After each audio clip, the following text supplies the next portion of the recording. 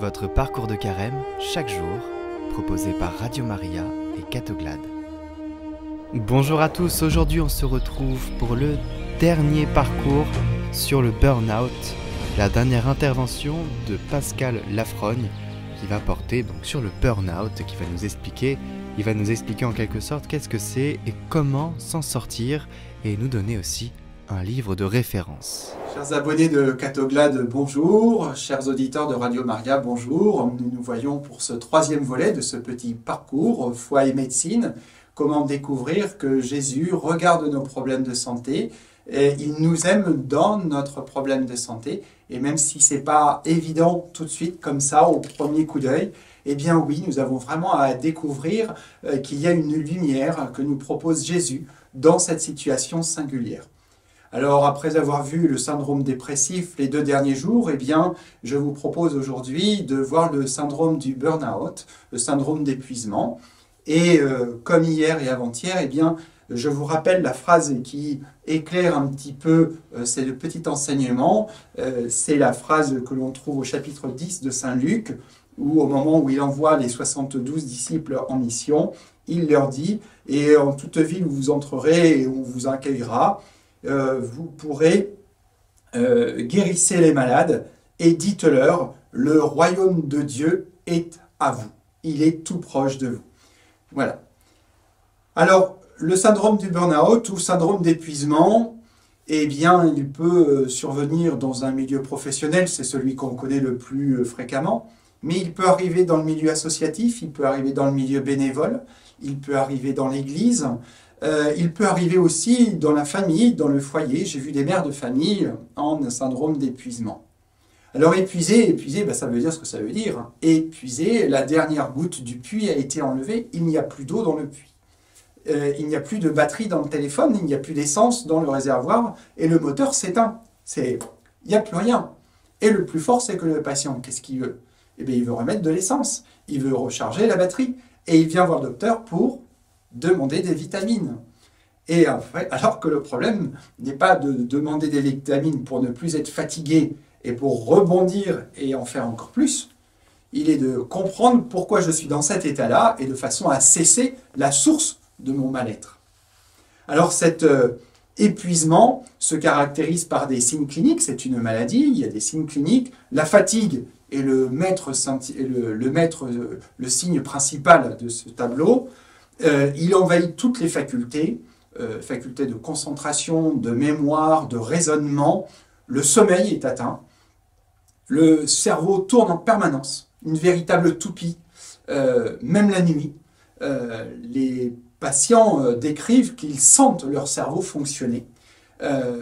Et le cerveau cherche toujours à en faire plus pour colmater ce qu'il n'est pas arrivé à faire la journée qui vient de passer. Et c'est une véritable boule de neige, un véritable cercle infernal. Et finalement, on est en train de germer un sentiment d'inefficacité, de déception, de culpabilité, un sentiment d'échec permanent devant la tâche à accomplir. Et puis, ça peut arriver jusqu'à la perte de confiance en soi. Et ça peut même aller jusqu'à un sentiment de décrochage en disant, de toute façon, je suis plus bon à rien, il faut que je l'accepte, c'est comme ça, je le savais. Alors, à l'origine de ça, eh bien, il faut savoir qu'il y a une bonne intention, bien évidemment. Il y a l'envie de bien faire, et il y a l'envie de se donner sans mesure et généreusement. Et ce sont les 2 situations principales que j'ai pu rencontrer. Peut-être y en a-t-il d'autres, mais c'est celles qui m'ont frappé. Et ces 2 vertus, à la base, eh bien, quand elles passent dans l'excès, eh bien, elles deviennent un perfectionnisme, un contrôle des événements, et un don de soi, mais qui est dans le don de soi pathologique. Et alors attention, mes propos ne sont pas une invitation à la médiocrité, à ne plus rien faire et à attendre que les événements passent. Il ne s'agit pas de ça. Il s'agit d'être dans la justesse, dans la mesure, dans la prudence. Nous avons reçu des talents du Seigneur, Dieu nous a donné ces talents et il nous demande de les faire fructifier, mais à une juste mesure. Et le générateur de cela, eh bien, c'est notre péché originel qui a tendance à nous faire croire que l'on peut tout faire, que l'on sait tout faire, que nous sommes les seuls à pouvoir le faire. Et le père Pascal Hide a écrit un très bon bouquin sur ce sujet, je vous invite à le parcourir, et il décrit cette attitude que, en fait, au lieu de se fixer sur l'autre et sur les besoins de l'autre, eh bien finalement, je me focalise et je deviens attentif à l'acte lui-même, non pas à la personne, mais à ce que je fais. Et est-ce que ce que je fais, c'est bien? Est-ce que je fais, c'est parfait? Est-ce que ce que je fais, c'est assez? Est-ce que je ne peux pas en faire plus? Sauf que l'objet de tout ça, c'est l'autre. C'est pas ce que je fais. Voilà. Et à ce moment-là, eh bien, on passe de sauveur au sauveteur pathologique. Et ça, le père Pascal Hide le décrit très très bien. Alors, maquillés par le démon, tous ces comportements apparaissent comme d'authentiques vertus. Et derrière tout cela, il peut y avoir un besoin de reconnaissance, la recherche d'une confiance en soi, ou un oubli des vraies priorités. Et cette fatigue, ces signes cliniques doivent faire consulter sans attendre un médecin pour se reposer, pour récupérer de la batterie. Il faudra passer du plus ou du trop faire à bien faire et juste faire. Alors dans le regard de Dieu, dans le regard du Christ, eh bien, je suis amené à contempler que seul Dieu est parfait, seul lui, et qu'il m'a donné ses talents, il m'a donné aussi sa grâce pour les utiliser et agir, et que je collabore à son action. Mais je ne suis qu'un collaborateur, je contribue. Je ne suis pas le maître agissant, c'est Dieu le maître. Et il me donne des talents pour collaborer à sa création. Et dans mon état de pécheur, avec mes talents et avec mes limites, il attend de moi que j'agisse avec justesse et avec mesure. Alors, le contrôle parfait des événements, eh bien, c'est un mythe qui ne fait pas partie de notre monde. La vie, elle se déroule sans que j'y puisse quoi que ce soit. Elle est abîmée aussi par la faute originelle et le péché originel.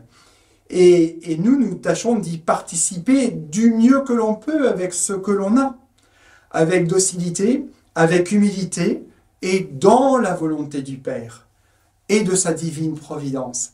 Et c'est dans cette acceptation que nous trouverons le vrai chemin de la sainteté. C'est là où nous attend Dieu, c'est là où nous attend le Christ. Alors ce que je vous propose, eh bien, c'est de demander cette grâce, de pouvoir connaître nos talents, de connaître ce chemin de sainteté et de connaître eh bien, cette voie de la justesse, de la mesure qui nous amènera à la sainteté et de s'y soumettre dans la docilité, dans la confiance. Voilà. Soyez bénis, je vous porte dans mes prières et pour clore ce petit topo, eh bien, je vous propose de poursuivre votre méditation avec l'évangile de Saint Marc au chapitre 4, au verset 35 à 41, et de méditer un petit peu le chemin de sainteté auquel Jésus, le Christ, notre Sauveur que nous attendons, eh bien, auquel nous sommes invités. Amen. Pour aller plus loin sur ce sujet, nous vous proposons ce livre, Le Burn-out, une maladie du don, de l'auteur Pascal Hide, aux éditions Emmanuel et Casar. Le burn-out, tout le monde en a entendu parler et sait qu'il se manifeste par l'épuisement. Les chercheurs ont montré que cette maladie moderne touche particulièrement les personnes généreuses. Est-ce dire que, pour éviter le burn-out, il faudrait renoncer à aider les autres ? Eh bien, se fondant sur de nombreuses études et sur son expérience d'accomplissement, Pascal Hide donne d'abord des clés précises pour comprendre et reconnaître le burn-out. Il élabore ensuite une dynamique du don en 3 temps, recevoir, s'approprier, donner, et propose des moyens et des exercices concrets pour guérir de cette maladie du don qui nous guette tous. Et finalement, s'il s'agissait non pas de moins donner, mais de mieux donner. Le burn-out de Pascal Hide aux éditions Emmanuel et Casar. D'autres livres vous seront proposés pour nourrir votre foi et pour aller plus loin sur ces sujets. Demain, nous nous retrouvons avec Guénaël Fouillard de l'association Filles de Roi pour le 8e parcours qui s'appelle « Femme, relève-toi ». La vocation de la femme, le péché originel, découvrez sa vocation et son identité.